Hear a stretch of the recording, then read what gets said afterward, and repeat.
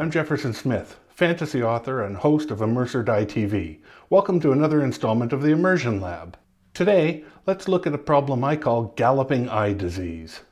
First-person narrative can be really compelling. Of all the modes of fiction, it's the one that most completely immerses the reader into the world of the protagonist. When the narrator is I, the writing just can't help but draw you in.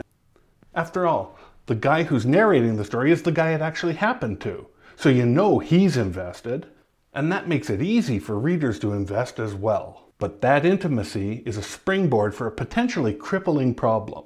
To see it, let's look first at how we refer to the POV character in third person. And as always, the examples will be read for us by my two-dimensional sidekick, Fabrizzio. Jim went to the park where he met a girl. Gathering his courage, Captain Awkward finally managed to ask for her number, but our nervous hero was shocked when she actually gave it to him. Now, I'm not holding that up as a shining example of great prose, but it does illustrate the four main ways that third person offers for referring to the POV character. 1. By name.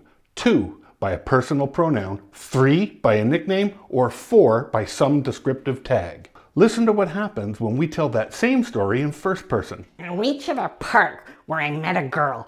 Gathering my courage, I finally managed to ask for her number, but I was shocked when she actually gave it to me. In first person, all four of those distinct references collapsed into the same word, I. With enough of them, they rattle around louder and louder in the reader's head every time she hears one. And that is galloping eye disease.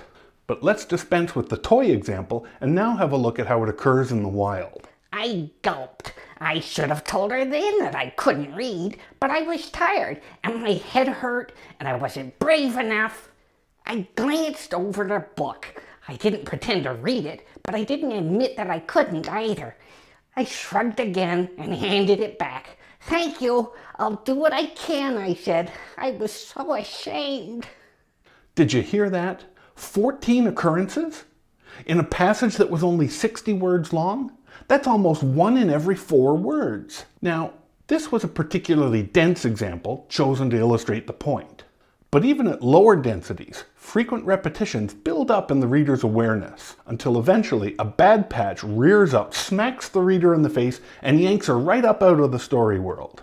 If you're lucky, the reader won't notice an occasional flurry, but if they keep on coming, eventually she will, and once she's seen it, she will never be able to unsee it. Every time a few eyes gang together, she's going to start to twitch. And that is a total immersion buster. So what can we do about it? We still want to tell first-person stories, right? The problem usually reaches its peak when the I character engages in a series of physical actions or observations, like this. I went to the car. I lifted the handle. I heard a gunshot. Welcome to Self-Referencing City. To combat it, the best technique I've seen is to flip the camera around. Remember, the reader already knows that the narrator is I, so you don't have to keep telling her that. Point the camera more clearly at the experience. Report the consequence of the actions rather than focusing on the fact of them. So that car example might become something more like this. The car was like ice. Its handle stiff in the cold, but it finally opened with a screech that almost muffled the gunshot. That not only reduced the I count to 0, but it also increased the sense of immersion, because now the reader has to do a little bit of thinking. The handle was stiff with the cold? I guess he was trying to open the door. There was a gunshot? Oh my God, somebody tried to kill him! Exactly.